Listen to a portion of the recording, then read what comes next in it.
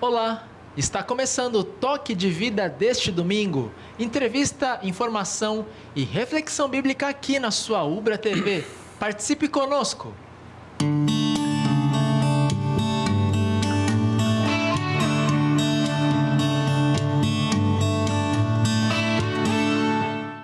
A dependência química é considerada uma doença crônica e também um problema social pela Organização Mundial da Saúde. O dependente não é capaz de conter ou parar o uso de substâncias químicas, o que acaba por afetar sua vida psíquica, emocional, física e, consequentemente, a vida social. Além de financiar o crime organizado, o consumo de drogas lícitas ou ilícitas desintegra vidas e famílias. No programa de hoje vamos falar sobre fé, dependência e recuperação. O que é dependência química? Quem pode ser considerado dependente? Como a dependência afeta a família? Qual o papel da fé no processo de recuperação? Como funciona comunidades terapêuticas e casas de recuperação clínica? O que as igrejas podem fazer para ajudar?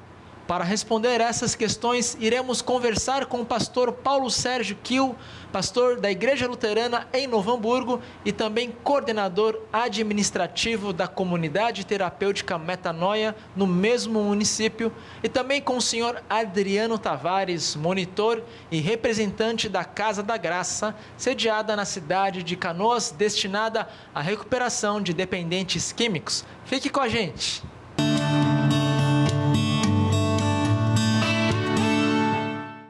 Pois bem, vamos falar sobre fé e recuperação com o Adriano Tavares e o pastor Paulo Sérgio Kiel, meu colega de turma. Nós nos formamos juntos também em 2004, iniciamos os estudos em São Paulo e terminamos aqui em São Leopoldo. Gostaria que vocês se apresentassem para a nossa turma de casa. Boa tarde, então, Adriano Tavares, monitor na Casa da Graça. Tenho 11 anos de experiência dentro da área da dependência química, né? E venho me aperfeiçoando cada vez mais para poder resgatar essas vidas que estão aí perdidas, né? Que legal. Muito bem, é um prazer estar aí para também contribuir com esse programa. De 11 anos para cá eu venho trabalhando, além do Ministério, com a dependência química, né, na Comunidade Terapêutica Despertar. E agora, então, de 3 anos para cá, a Comunidade Terapêutica Metanoia. Então, também no mesmo propósito, né, tentando recuperar vidas, aí transformar vidas para que saiam das drogas e do álcool e possam ter uma vida novamente social, agradável e que venha também trazer recuperação para a vida deles e das famílias. Tá certo. Pastor Paulo Kiel e Adriano, o que é dependência química? Muito se fala, né? Mas, às vezes, pessoas tem algum entendimento distorcido sobre a dependência química? Vocês poderiam nos ajudar, então, definindo o que é a dependência química? Eu posso te dizer, assim, o último conceito que se tem de dependência química é que ela é uma doença crônica, né, e rediavante. O que vem a ser rediavante? É uma doença que ela tem recaídas, né? Por mais que a pessoa esteja buscando uma sobriedade, a doença faz com que ela, mesmo ela intencionalmente, ela não querendo, ela tem essa recaída, né? Então, ela atua dentro do cérebro, né? É um problema, é uma doença cerebral, né?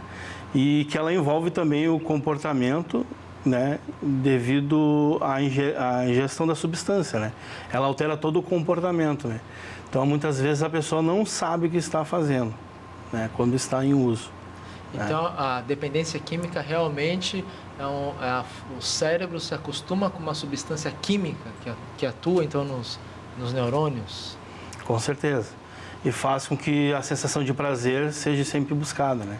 Então, por isso, há uma dificuldade em que o dependente químico venha a buscar vamos dizer, uma saída, uma busca pela, vamos colocar assim, saída para deixar de usar, né?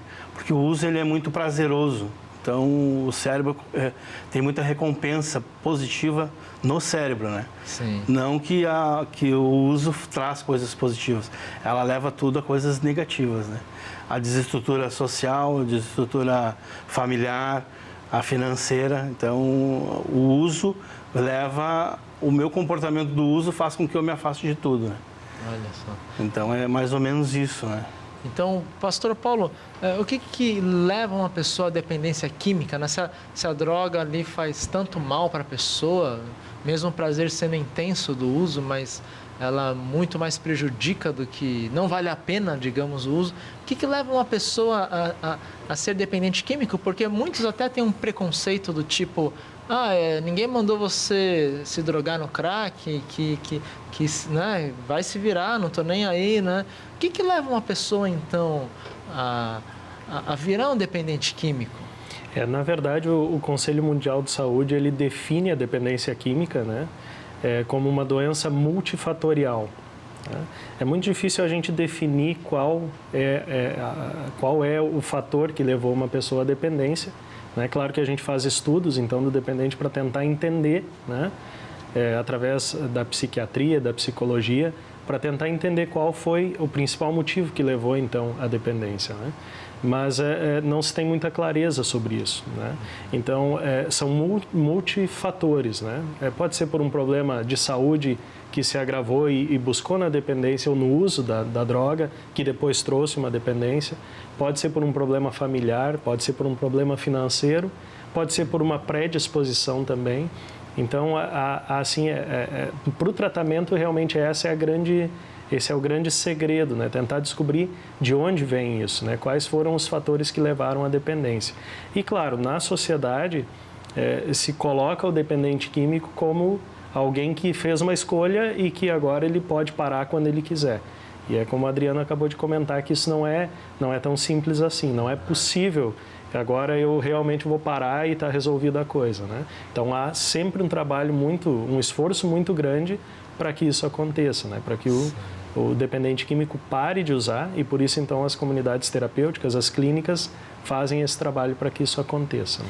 E o que é em comum de clínicas, né, casas de recuperação, como a Casa da Graça e uma comunidade terapêutica,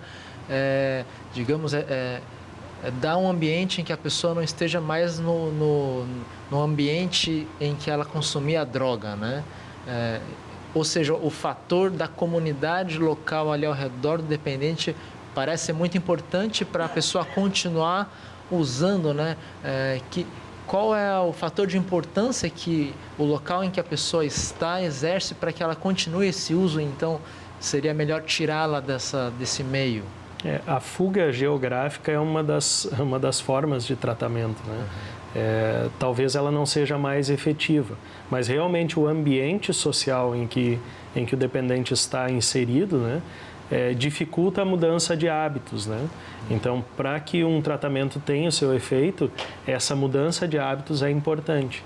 E, às vezes, a localidade onde ela está inserida, né, na sociedade não possibilita ou dificulta muito essa mudança de hábitos, né? Então, às vezes, uma das formas é essa mesmo, né? Olha, vamos sair dessa localidade, né? Vamos para um outro local para que tu possa, então, continuar a tua recuperação. Por isso, a reclusão no tratamento, né? Se afasta do teu ambiente, vai fazer o teu tratamento, né? Em casas de recuperação, 9 meses, 6 meses, 5 meses, 1 mês, né? Para que essa geografia agora da droga não esteja inserida dentro do tratamento. Ah, que legal. O Adriano lida bastante com situações assim, né? É importante, então, a pessoa, numa casa de recuperação, por exemplo, não ter esse acesso fácil, né, à droga, por exemplo. Isso no primeiro momento ela fica reclusa, né? Ela fica longe da droga, no caso. Como é que eu vou te explicar assim? Ele se afasta daquilo que está lhe fazendo mal no primeiro momento, né? Então, vamos colocar assim, é uma redoma, né? Ele vem para uma micro-sociedade, na realidade. Sim. Onde ali ele vai ter disciplina, né? Ele vai ter um trabalho, ele vai ter uma oração, né? Que seria o tripé da recuperação, né? Trabalho, oração e disciplina, né? Então, ele resgata as coisas que ele vinha deixando de fazer. Os limites também são novamente impostos para ele, né? Ele vai ter um horário regrado para tudo, né? Levantar, tomar café, almoçar, ele entra num cronograma de atividades, né? Isso também resgata também aquilo que ele perde com a dependência química, que é ele não ter horário para nada, né? Então, que a na rua ele disciplina não, é um fator importante. Um fator né? importante. Aliás, o tripé da Casa da Graça é bastante semelhante aos 4 valores da comunidade terapêutica Metanoia, né? E a disciplina está em comum ali, né?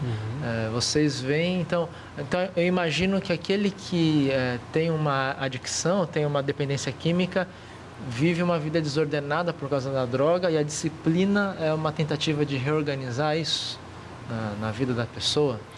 Esse tripé do trabalho, disciplina e espiritualidade ou oração, ele é fundamental para a recuperação, né? E a função da disciplina é exatamente como o Adriano comentou, né? Novamente dar aquilo que ele perdeu por causa da droga. A vida desorganiza, né? A vida sai do eixo e tu faz escolhas, continua fazendo escolhas que te levam a cada vez usar mais, né? A fortalecer essa dependência. Então a disciplina, né, dessas casas de recuperação é exatamente nesse sentido, de que coloca a vida de novo no eixo, né? Uma vida novamente regrada, né? Que obviamente vai ajudar muito na recuperação. E o outro fator seria o trabalho. O trabalho, então, realmente é importante nessa recuperação. Que tipo de trabalho, por exemplo, as pessoas que estão na casa e na comunidade Metanoia, na Casa da Graça, realizam? Na comunidade terapêutica Metanoia, nós temos, como nós temos uma área de terra bem grande, né, ela possibilita que a gente tenha um trabalho para alimentação dos internos, né? Então, todo o trabalho de animais e de horta, né, tudo isso é feito pelos internos. E isso reverte, obviamente, para eles como alimento. E também a manutenção do local, desde a arrumação da sua cama, quando levanta, até o último momento do café da noite, né? Então, nós temos escalas, né? E dentro dessas escalas de trabalho, cada um na sua área contribui para o desenvolvimento da própria casa, né? Sempre revertendo tudo para os próprios internos.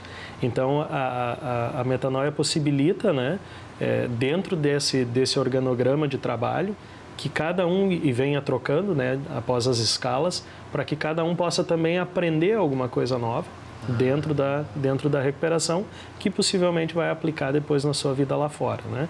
E que vai também lhe dar a dignidade de novo do trabalho, né? De voltar a trabalhar e a se sustentar, né? Que também é algo que muitas vezes se perde na dependência. O bom é que eles conseguem enxergar o resultado do trabalho lá, né? na comida, na casa limpa, né? Exato. Que lá na Casa da Graça, imagina que é parecido também, mais ou menos é parecido, só tira a questão da terra, né? Que não tem a questão de manuseio da terra. Mas é aquela coisa de organizar, limpar, de fazer uma pintura, de ver ali, posso cortar uma grama, ajudar a arrumar um jardim. O dia que eu fui lá, o pão foi feito por um deles, sim, né? o pão caseiro, feito todos os dias, né? Mas eu imagino que não seja um trabalho fácil no sentido de convencer pessoas que não estavam a um ritmo de trabalho a ter que trabalhar ali e talvez não ter um retorno financeiro, mas ter um retorno só ali visível, né? Com certeza, que nem ele falou, a questão de arrumar a sua cama, isso aí já é uma briga, porque não estava acostumado a fazer isso. De cuidar das suas roupas, de manter o seu armário organizado, novamente está sendo regrado a tua vida, então. É essa disciplina que é imposta, entendeu? Mas nenhum momento é cobrado rispidamente, né? Por que tu não está fazendo isso? Aí é aquela coisa, alguma coisa está acontecendo, tu não está se sentindo bem, então é sempre procurando ver qual o andamento do dependente químico. Muitas vezes ele não consegue expressar o que ele está passando, mas nos comportamentos dele tu começa a observar que ele não está bem naquele local.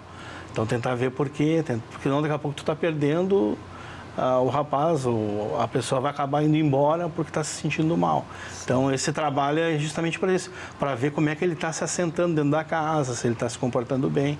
A gente até tem um período assim de 3 dias, quando vem da rua direto, né? A gente dá um tempo, deixa dormir um pouquinho mais, até para ir se adaptando nos horários e tal.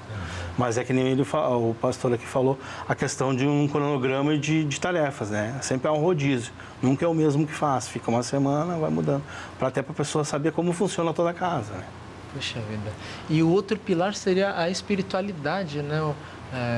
Que tipo de ações a comunidade de Metanoia, por exemplo, faz de espiritualidade com os dependentes? Nós assumimos então essa casa, fundamos essa ONG, né, há 3 anos atrás, e possibilita porque nós pastores, né, eu como meus 2 colegas de congregação, nós então atuamos dentro da Metanoia também levando a espiritualidade não confessional, né, mas a espiritualidade que demonstra a importância dessa perna do tripé para a recuperação. Então, nós, desde momentos de estudo da Bíblia, né, devocionais e que os próprios internos, né, conseguem fazer entre eles, né? Então, há momentos livres que eles também têm um momento de espiritualidade somente deles, né? Então, nós possibilitamos dentro dessa perna aí do tripé, formas que eles então possam buscar essa recuperação também através da espiritualidade, né? E é muito bem recebido, né? Normalmente quando se está na rua, né, no uso da droga, essa parte da espiritualidade se deixa de lado, né? E nós acreditamos, como é uma doença incurável, né, como o Adriano disse, que transforma totalmente o comportamento da pessoa, né? Às vezes a pessoa toma atitudes e ações que está completamente fora do controle, né? Então há muita culpa, há muito arrependimento, né? Que a parte espiritual também ajuda muito na recuperação. A gente pode dizer que essa parte espiritual mostra uma possibilidade de reconstrução da vida baseada no perdão e na recuperação, realmente, né? Com certeza. A palavra metanoia, né, ela no termo bíblico é exatamente isso, né, uma mudança de vida, né, uma mudança de mente, né, que na Bíblia a gente vê a palavra arrependimento, né. Então, no fundo é isso que a gente quer, transformar uma vida, né? Para que através da espiritualidade, através do reconhecimento de que a gente é impotente, né, perante as drogas e o álcool, como diz o primeiro passo, né? Então, essa impotência, ela me mostra um Deus que é poderoso para me ajudar também, né? Então, a espiritualidade possibilita isso, né? Uma mudança de mente, uma mudança de vida para que as drogas e o álcool não façam parte mais dessa vida, né? Você cita o primeiro passo, né, dos 12 passos do pastor Paulo, e o Adriano, vocês também usam no momento de espiritualidade ali, acontece todos os dias, né? Todos os dias. Os valores dos 12 passos, né? Você poderia também brevemente explicar para nós como funciona esse momento na Casa da Graça? Ok, a gente utiliza os 12 passos de Alcoólicos Anônimos, né? Que se nós formos olhar, ele fala em poder superior, né? A todo momento. Então, ele vincula a Bíblia, né? Nos passos. E a gente utiliza isso todos os dias de manhã. É feito uma espiritualidade entre os internos, né? E eles buscam esse conhecimento através da Bíblia, né? Eles tentam resgatar ali na passagem, por exemplo, que é lida, tento colocar dentro do que ele viveu na vida dele. Ele consegue transpor ali algum fato que ocorreu com ele. Muitos até dizem que estão ali porque Deus levou eles ali, né? Que foi um despertar espiritual, né? A gente acredita nisso. Então, que ele, até o momento, Deus deixou ele solto. Eles usam esse termo, né? Daí foi a hora que Deus me chamou para me mudar. Então, ele consegue enxergar dentro da espiritualidade isso. E eles tentam resgatar isso, né? Então, nós também temos, todas as sextas-feiras, às 8 horas da noite, a gente participa de uma corrente de oração, que é os Filhos de Deus, né? Um momento de espiritualidade, que a gente agradece pela semana que teve, né? Porque Deus proporcionou para nós aquilo.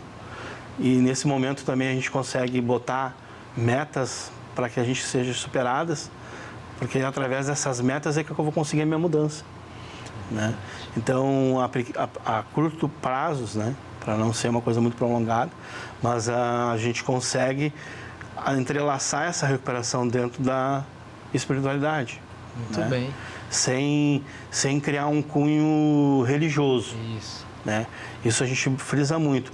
A gente não está ali para transformar ninguém num pastor, nem um padre. Fiel de uma igreja. Né? Mas assim que ele coloque a espiritualidade na vida dele, faz, a partir de hoje, que preencha aquele vazio que fica. Né? Através dessa espiritualidade. Aonde ele se sinta bem. Né? Muito bem. Nós vamos depois, na volta do intervalo, falar sobre a recuperação, né? Como o pastor Paulo e o Adriano disseram, a cura pela medicina é praticamente impossível, mas nós podemos ter fé na recuperação. Então nós vamos falar sobre isso na volta do intervalo. Você que enfrenta problemas de dependência ou na sua própria vida, ou alguém da sua família, fique com a gente. Nós vamos falar mais sobre esse assunto tão importante para a nossa sociedade.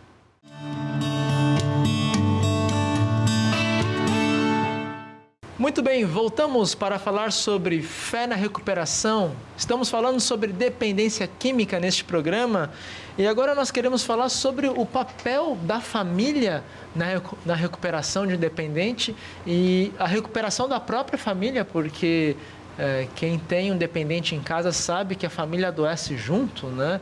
Eu gostaria que vocês falassem, então, qual a importância da família na recuperação do dependente e da própria importância da recuperação daquele dependente para a família se restabelecer. A família, na verdade, ela é codependente, né? Então, há um estudo que diz que para cada dependente químico há em torno de 30 pessoas que sofrem na volta desse dependente. Então, quando um dependente químico busca recuperação, na verdade, a família tem função quase determinante nessa recuperação. Tá? A busca deles também de tratamento, né, em grupos de apoio, né, AA, NA, Amor Exigente, né, e outros grupos que oferecem, então, para a família como lidar com esse dependente químico quando ele retorna de visita ou quando ele sai de uma casa de recuperação ou mesmo quando ele não busca a recuperação nessas casas. Então, a família precisa também se informar de como lidar com o dependente. Né? O dependente químico, a gente diz muito em comunidade terapêutica que ele é manipulador. Né? Então, ele consegue chegar no seu objetivo, que é a droga, que é o álcool, e muitas vezes a família, por estar inserida nesse meio, não consegue perceber, né, esse tipo de manipulação. Então, é importante que a família busque também auxílio para que isso possa acontecer. Né? E dentro da recuperação do dependente químico, as casas também oferecem, né, os momentos de visita e tudo, que acontece para que a reinserção social também na família aconteça. Né? Então, quando nós temos ali um dependente na comunidade Metanoia, querendo ou não, a família também entra no tratamento, digamos assim. Participa, né? Participa junto. junto nos momentos de visita, né? Estando lá ouvindo junto com o seu familiar, né? E participando também desse tratamento e também fora nessa rede de apoio que nós temos nos municípios, né? Buscando nesses grupos de apoio a sua parte no tratamento do dependente. Poxa vida, vocês conseguem notar a diferença de um dependente que tem a família do lado e o outro que não tem? Há uma percepção assim visível de que aquele que tem a família realmente tem um sucesso maior na luta contra a droga? Eu tenho casos que não tem familiar, se torna bem mais complicado. A própria aceitação, para onde eu vou, quem vai me apelar na rua, por enquanto que eu estou aqui em tratamento, eu estou bem. Quando eu for novamente para a rua, que eu não tenho ninguém por mim, né? E vice-versa, tem aqueles que têm a família, mas ao mesmo tempo não querem estar junto, né? Não querem participar de nada, acho que o problema é tu que é o dependente químico, eu não tenho problema, né? Também acontece. E que nem o pastor falou, essa questão de inserir a família no tratamento, com certeza os frutos serão bem melhores, né? A dificuldade em a família entender que a dependência química é uma doença que não tem cura, isso é muito grande. A gente não... Por exemplo, assim, a pessoa pode ficar até 2 anos bem, mas por um fator, de repente, familiar, ela pode vir a recair novamente, né? Por não ter um apoio necessário. Muitas vezes, assim, uma simples pergunta que já aconteceu: mãe, eu quero usar droga. E a mãe não saber o que responder, ele vai usar droga. Então a família tem que estar preparada para essas coisas, saber a gente que está dentro da comunidade sabe que a vontade de usar droga para um dependente químico, ela é todos os dias. Por isso os 12 passos, então, né? Então a gente, se me dá a vontade todo dia, eu tenho que ter meu apoio todo dia do meu lado. Alguém para me dizer, me orientar. Então a família tem que estar preparada. E esses grupos de mutuajudas, que são Amor Exigente, NA, NAREP, tem vários, né? Eles realmente, no primeiro momento, nós como família entramos nele e não entendemos nada daquilo ali que está acontecendo. Mas ao tempo, a gente insistindo, a gente entende. Só que tem um porém muito grande. Talvez o senhor vai concordar comigo. As pessoas, depois que fazem os 9 meses e vão embora, acham que terminou, não precisam mais fazer nada. Só que não, dependência química é para o resto da vida. E a família também tem que se projetar para acompanhar ele para o resto da vida. Aí, o que uma pessoa pode fazer saindo desses 9 meses ou 5 meses, né? Onde ela pode buscar um apoio fora da Casa da Graça e depois fora da comunidade Metanoia? O que a gente sempre orienta é que esses grupos de apoio sejam frequentados, né? E que a parte da vida espiritual seja levada em conta, né? Então, que busque um local, como o Adriano falou antes, né? Que seja um local que eu me sinta bem, que possa realmente desenvolver a minha espiritualidade, e também esses grupos de apoio onde a minha família também participa junto, né? Que é o Narcóticos Anônimos, isso, né? O Amor Naranon. Exigente, isso mesmo. Então, há vários grupos, né? E cada município tem a sua organização, os seus locais, né? É importante também fazer esse contato com as secretarias, né, dos municípios, para buscar no seu município essa área de atuação dos grupos, né? E também uma grande dificuldade da família, como o Adriano comentou, é essa aceitação, né? A aceitação de que realmente eu tenho um dependente químico, eu preciso buscar a recuperação, né? Há uma vergonha muito grande, né? A sociedade parece que não aceita isso, né? E a própria família encarar isso como uma doença, não? Eu tenho alguém na minha família que está doente, eu não preciso esconder isso de ninguém, eu preciso buscar ajuda, e quanto mais transparente for, mais a ajuda aparece, né? Então, e após os 9 meses é reconhecer que ainda precisa de ajuda. É uma doença incurável que eu vou carregar até o final da minha vida e eu preciso de tratamento a vida toda. Muito bem. Abrindo um parênteses aqui, você pode buscar ajuda nessas comunidades, esses grupos, né? Tem informação no www.na.org.br, que é o site dos Narcóticos Anônimos, www.aa.org.br, que é o site dos Alcoólicos Anônimos, e também nós temos o www.naranon.org.br, que é voltado para as famílias daqueles que têm dependentes químicos, né? Vocês podem então se inteirar de locais no seu município, perto da sua casa, tem o horário das reuniões, tudo muito bem detalhado e importante, é gratuito, não é cobrado nada nesses grupos de apoio. Mas nós queremos agora falar aquele que busca, por exemplo, uma internação, que talvez esse grupo de apoio ainda não seja a saída porque a pessoa não tem um controle nem de ir nesse local. Como que alguém pode entrar em contato com o pastor Paulinho e ter informações da comunidade terapêutica Metanoia? Nós temos um site, né, que é o www.metanoia.org.br, e temos também no Facebook. Tu pode procurar lá a Comunidade Terapêutica Metanoia e vai encontrar a nossa página no Facebook, que é alimentada semanalmente com fotos e também com informações sobre a comunidade.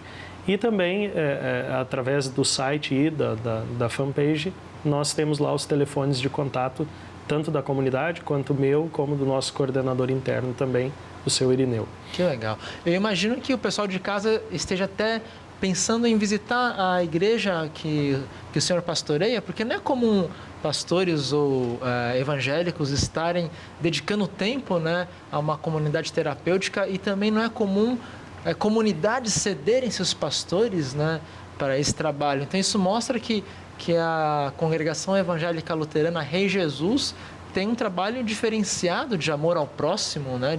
Onde dedica o pastor e seus recursos também aos dependentes químicos, né? Como que as pessoas podem conhecer essa congregação tão amável e tão missionária da Rei Jesus? Por favor, Pastor Paulo, diga o endereço, os horários de culto e as programações para os nossos amigos e amigas. Nós temos a nossa congregação em Novo Hamburgo, Rio Grande do Sul, né?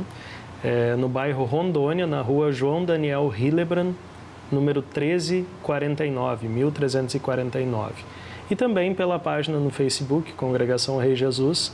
Ali vocês podem encontrar, todos podem encontrar os horários de culto, também as programações, também o nosso endereço, os telefones, né? Tanto o meu quanto do meu colega Dalmir, do meu colega Marcos, que também auxiliam nesse trabalho. Né? Eu imagino que vocês lá sejam uma igreja diferente na recepção dos dependentes químicos, quem quer que seja, né? Como que uma igreja pode ser uma comunidade de acolhimento de dependentes químicos?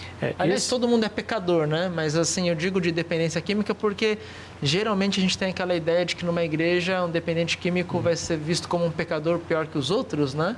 O ideal seria a gente acolher a todos, né? Então, como que a Rei Jesus é diferente nesse quesito, né, de acolher o dependente como se acolhe qualquer pessoa que vai lá na congregação? A congregação Rei Jesus já cede os seus pastores há mais de 16 anos, né, para esse trabalho com dependência química. Né? Primeiro o pastor Adalmir, depois comigo, né, agora com o Marcos também, o pastor Cristiano, que passou por ali. Então todos tiveram essa experiência de se envolver no trabalho com a dependência química. E a congregação se coloca à disposição, né, de auxiliar então esses dependentes químicos, porque eles batem a nossa porta, né? Eles vão lá pedir comida, eles vão lá pedir roupa, né? Eles inventam uma história de que estão com um familiar doente e tal para conseguir algum material para trocar pela droga também. Então a gente conseguiu com esse tempo, né, com esse período já de experiência dentro da dependência química, a não oferecer só a comida, mas também um ambiente de recuperação. Né? Então, o conselho que a gente pode dar para as congregações, para as igrejas no Brasil todo, né, é que se coloquem à disposição das casas. Né? As casas de recuperação precisam da espiritualidade e muitas vezes os pastores, os padres aí podem contribuir muito nessa busca de recuperação, colocando a sua igreja também à disposição e entendendo que aquele que vai lá, talvez alcoolizado, talvez drogado, ele na verdade está buscando de alguma forma uma ajuda, né? Mesmo que inconsciente de que realmente ali ele vai encontrar alguém que ajude. Né? Então nós podemos estender a nossa mão aí e colocar a nossa igreja à disposição também. Que bom, né? A comunidade Rei Jesus ela é muito especial, né? Eu conheço o pastor Paulo e a congregação dele. E vocês podem conhecer, se alguém tem algum trauma com a igreja, vai lá em Novo Hamburgo, Congregação Evangélica Luterana Rei Jesus, vocês vão conhecer, vão ter uma experiência com Deus e com irmãos que amam os que sofrem, né? E eu desafio também igrejas católicas e protestantes, cedam seus espaços, né? Durante a semana geralmente estão fechados, né? Cedam gratuitamente a um grupo de narcóticos anônimos, alcoólicos anônimos, né? Entregue a chave para o grupo e fala, olha, à noite de semana não temos programação, o templo, o salão é de vocês.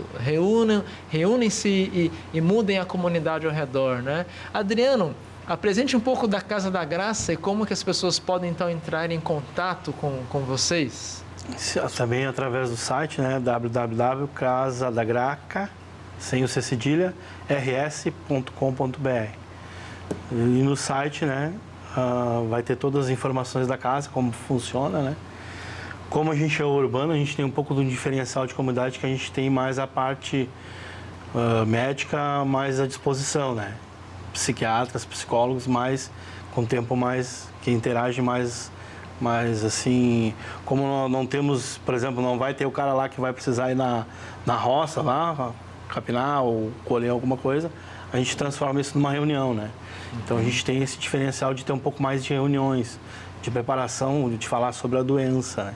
Sim. A gente também, isso é muito importante. O dependente químico, quanto mais se informar sobre a sua doença, mais ele vai conseguir entender e se manter de pé na rua. E a Casa da Graça vai iniciar um convênio com a Ubra, né? Isso. Nós vamos ser parceiros ali de Vamos ter um iniciar grupo isso aí. de celebrando a recuperação, né? De usar os 12 passos adaptados à mensagem bíblica, né? Além dos 12 passos tradicionais, né? Nós teremos ali, então, um grupo se reunindo com os dependentes que estão alocados na Casa da Graça, né? Para falar sobre a recuperação e a fé nessa recuperação e o papel de Deus, né, em tudo isso. Eu gostaria, nós temos ainda poucos minutos, gostaria que vocês abordassem de forma rápida um assunto que eu deixei para o final e acho que vai dar tempo. A gente fala muito de drogas ilícitas, mas às vezes a porta de entrada para a droga é o álcool e a Casa da Graça e também a comunidade Metanoia também lidam com o álcool, não é apenas o crack, a cocaína, né? Vocês poderiam falar um pouco do álcool e do tratamento? Normalmente o álcool é uma droga de entrada, né? Por ser lícito e por estar aí dentro de todos os lares, né? E muitas vezes leva então a outras drogas, né? E o tratamento na metanoia, ele é tanto para alcoólatras quanto para outras drogas, né? Então, realmente é uma droga de entrada, né? E na Casa da Graça também, né? Vocês... Com certeza. E o trabalho com o alcoolista, ele é um pouco mais, vamos dizer assim, mais sutil, porque a negação ela é muito grande. O alcoolista, ele nega, né? Eu bebo porque estou triste, eu bebo porque estou feliz, eu não bebo porque eu sou dependente químico, né? O alcoolista, nós temos lá um senhor que ele diz que ele não é dependente químico, ele não é o lugar dele ali. Então, quer dizer, essa negação é muito forte, ela é enraizada, justamente por essa questão de que todos os lares têm álcool. Se eu for no armazém da esquina, tem álcool. Vai no casamento, tem cerveja. Tem cerveja. Até as festas de igreja, algumas, tem cerveja. Né? A gente, na Igreja Católica, a gente já conseguiu levantar uma discussão sobre como criar uma pastoral da sobriedade se na festa da igreja tem o álcool. Então, então é uma coisa meio hipócrita, né? Falar sobre sobriedade, mas ao mesmo tempo eu disponho de uma festa que tem bebida. E a bebida faz parte da dependência química, porque é uma porta de entrada, assim como o cigarro também, sim, o tabaco, né? Quem normalmente fuma um tabaco, daqui a pouco fuma uma maconha, e daí por aí se vai, né? Então nós podemos buscar ajuda para alcoólicos tanto na Casa da Graça como na comunidade Metanoia. E eu convido você então a entrar em contato. Se você está sofrendo com dependência ou tem alguém da sua família, faça uma visita, entre em contato com o pastor Paulo, com o Adriano, né?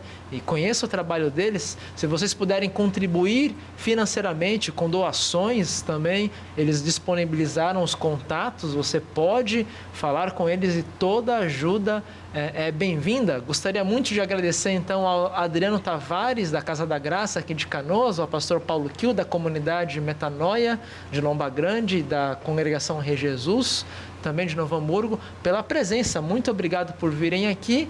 E eu tenho um pequeno presente aqui para dar para vocês. Não é merchandising, não ganho nada dando da Nestlé, mas é só um agrado que eles vêm de longe. Muito obrigado. E muito obrigado, pastor Paulo, Adriano, pela presença. E eu agradeço a sua presença aí em casa e peço, envie sua sugestão, sua ideia de tema para o e-mail pastoral@ubra.br. A sua opinião é muito importante. Fique aí porque depois, no terceiro bloco, nós teremos mensagem bíblica e oração. Muito obrigado.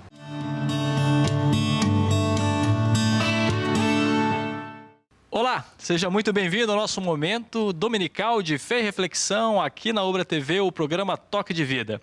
Para mim é um privilégio entrar na tua casa, te encontrar no teu trabalho ou ser tua companhia por onde estiveres. Hoje vamos falar a respeito de uma montanha-russa que todos nós vivemos, com os altos e baixos da caminhada da fé. Será um passeio que nos conduzirá ao doce abraço de Jesus. Fique com a gente.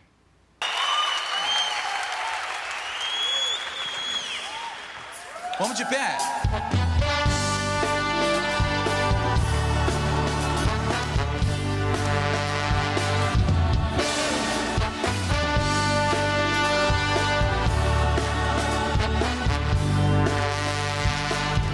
Olá comigo. Uma nova vida me deu no momento em que reviveu.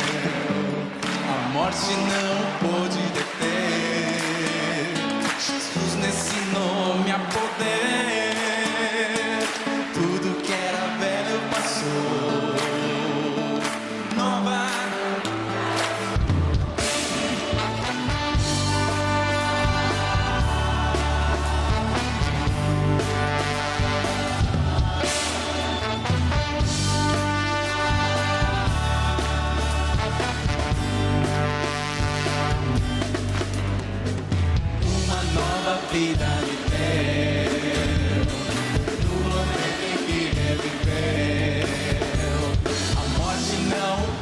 vida eterna. Jesus nesse nome, sem poder, que era velho passou, nova criatura comigo, me quebrou como um braço, me remodelou, me fez, a vida começou outra vez. Não sou eu que vive, Jesus vive em mim, eu quero amá-lo até o fim.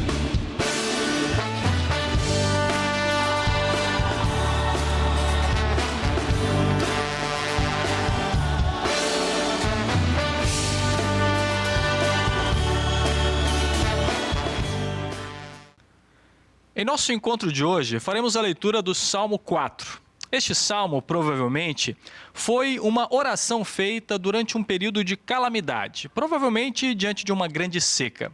O salmo é, na verdade, um convite para que nos mantenhamos fiéis ao Senhor, mesmo e especialmente nos momentos de dificuldade. Tal confiança nos traz paz e segurança, pois sabemos que em todo e qualquer momento das nossas vidas, as nossas vidas estão naquele que é maior do que tudo e que de tudo cuida com amor. Leia comigo o Salmo 4, lembrando que aqui faremos o uso da versão da Nova Tradução na linguagem de hoje. Ó Deus, defensor dos meus direitos, responde-me quando eu te chamar. Eu estava em dificuldade, mas tu me ajudaste. Tem misericórdia de mim e ouve a minha oração. Homens poderosos, até quando vocês vão me insultar? Até quando amarão o que não tem valor e andarão atrás de falsidades? Lembrem que o Senhor Deus trata com cuidado especial aqueles que são fiéis a Ele.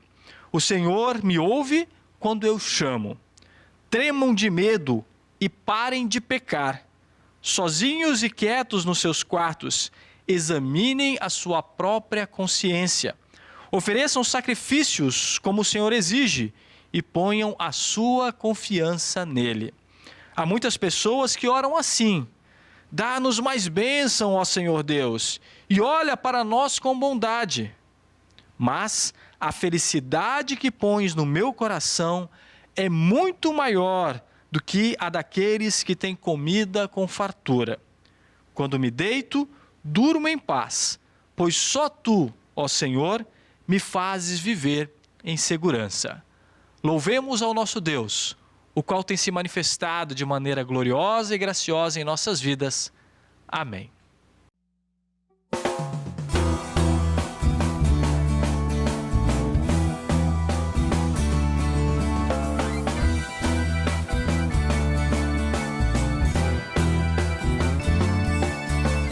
Como é bom cada dia, olhando ao redor relembrar que a paz já me faz companhia, em pé eu já não paro de andar, porque Deus é a força, é a orientação, o amor presente em meu viver.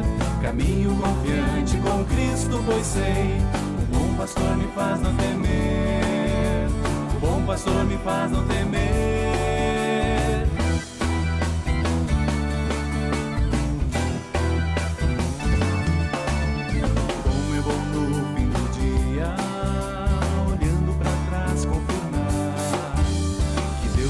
Sempre presente, e amanhã também vai estar, porque Deus é a força, é a orientação, o amor presente em meu viver. Caminho confiante com Cristo, pois sei, o bom pastor me faz não temer, o bom pastor me faz não temer.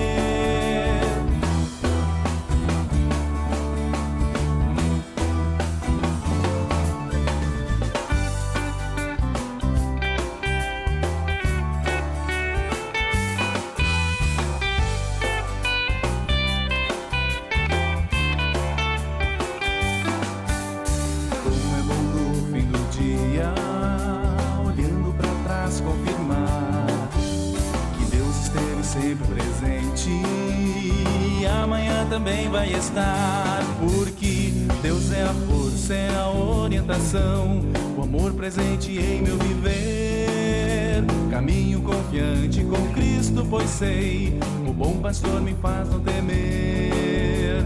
O bom pastor me faz não temer. Deus é a força, é a orientação, o amor presente em meu viver. Caminho confiante com Cristo, pois sei, o bom pastor me faz não temer. O bom pastor me faz não temer.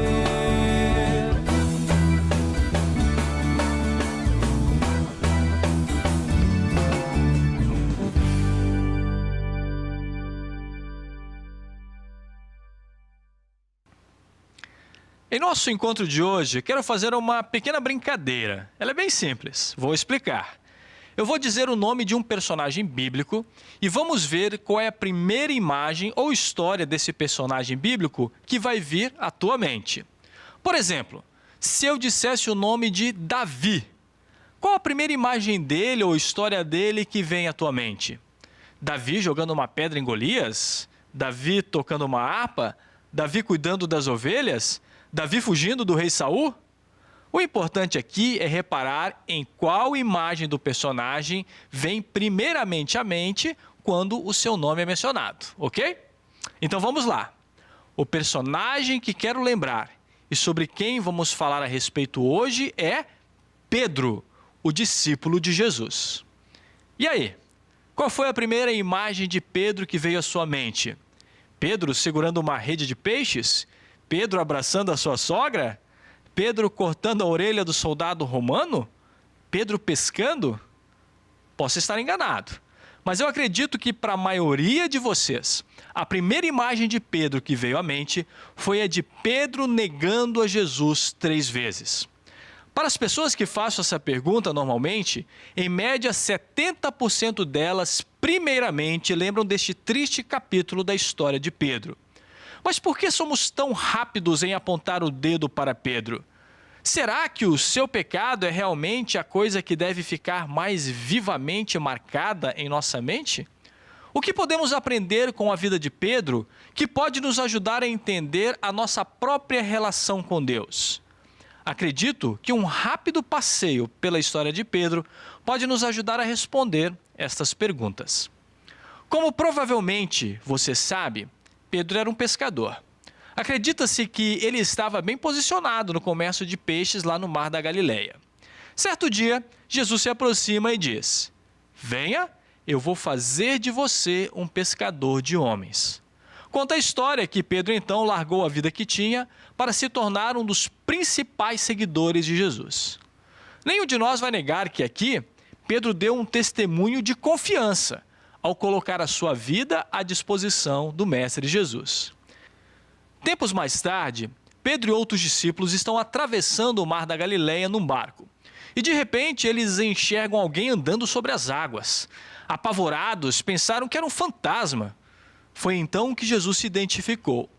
Pedro, um cara impulsivo, pediu ao mestre que, se fosse ele mesmo, que permitisse a Pedro caminhar ao seu encontro. O mestre consentiu.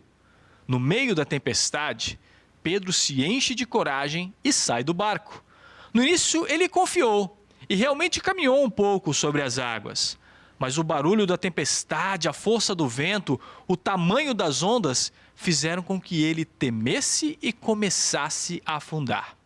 É então que Jesus o pega pelos braços e o coloca em segurança dentro do barco. Percebam que vemos a fé de Pedro como que andando numa montanha russa. Por vezes, ele está lá em cima. E estes são momentos em que Pedro dá um contundente testemunho de fé. Mas por vezes, ele está lá embaixo, fazendo com que Pedro afunde em sua própria presunção. Outras histórias da Bíblia relatam isto. Este sobe e desce na vida de Pedro. Certo dia, por exemplo, Jesus perguntou aos seus discípulos quem eles pensavam que ele, Jesus, era. Pedro, o impulsivo, pula na frente de todos e dá um belíssimo testemunho de fé. Tu és o Cristo, o Filho do Deus vivo. Jesus elogiou as palavras de Pedro, dizendo que elas não provinham de homem, mas do próprio Deus. Mas então, logo depois, Jesus fala de sua morte. Pedro então chama Jesus para o canto e o repreende. Senhor, para de falar essas coisas.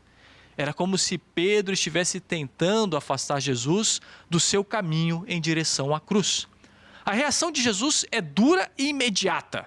Disse ele a Pedro: afasta-te de mim, Satanás, porque não pensas como Deus pensa, mas como seres humanos pensam. A história continua. Tempos mais tarde, na Quinta-feira Santa, Jesus adverte seus discípulos, dizendo que eles o abandonariam.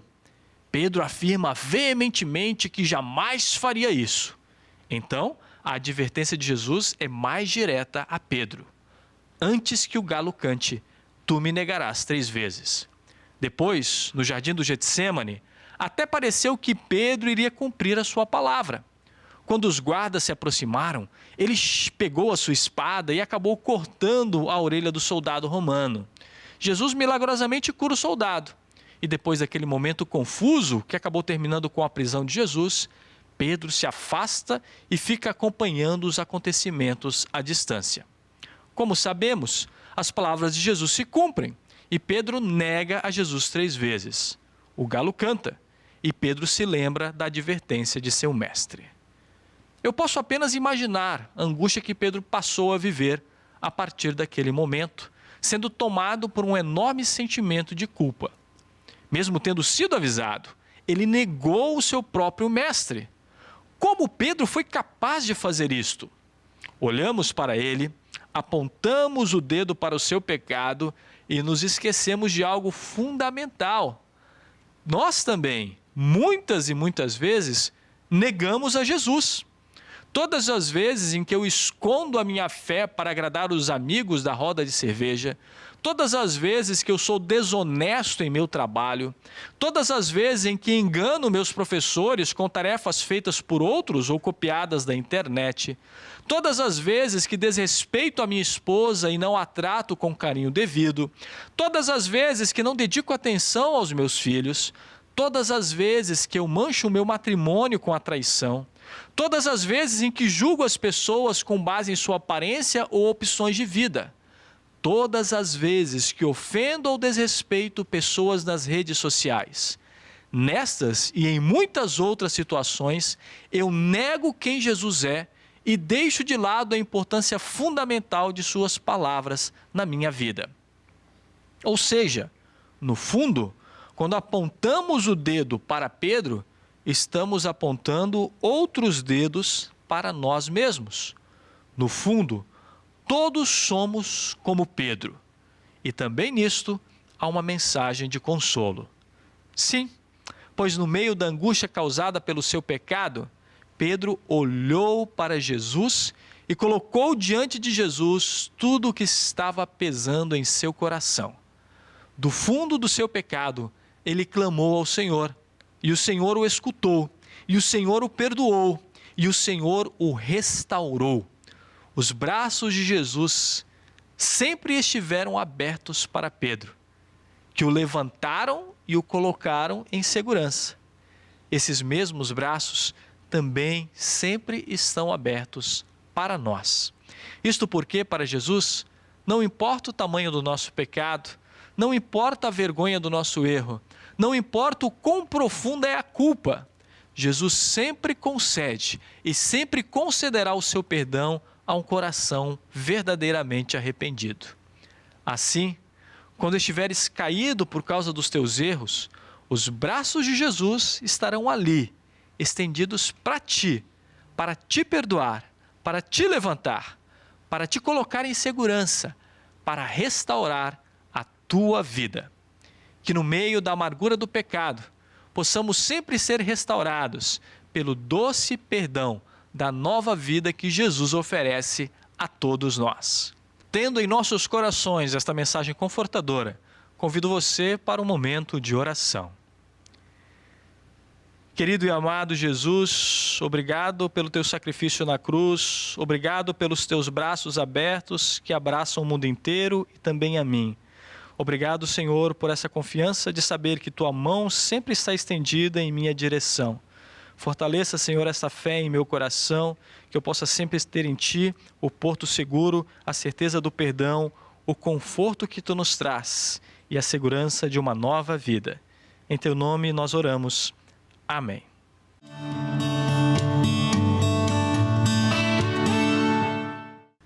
Estamos chegando ao final de mais uma edição do Toque de Vida de domingo. Não apenas eu, mas Deus também se alegra com a tua companhia. Lembre-te sempre que temos toques de vida para você todos os dias da semana. De segunda a sexta temos os nossos drops diários às 8 horas da manhã e aos sábados ao 12h50. Aos domingos, às 8 horas, nosso programa com 1 hora de duração, trazendo ótimas entrevistas e um enriquecedor momento de reflexão. Se você gosta de ouvir rádio, sintonize a Rádio Mix, Porto Alegre 107.1. Lá temos o Minuto Toque de Vida todos os dias, por volta das 7 horas da manhã e também por volta das 18h40 da tarde. Se você quer receber nossas mensagens semanais via e-mail, escreva para pastoral@ubra.br e incluiremos seu endereço de e-mail em nosso grupo de distribuição. Receba meu carinhoso abraço, que Deus te abençoe ricamente e faça de ti uma bênção na vida de muitos. Até a próxima. Tchau, tchau.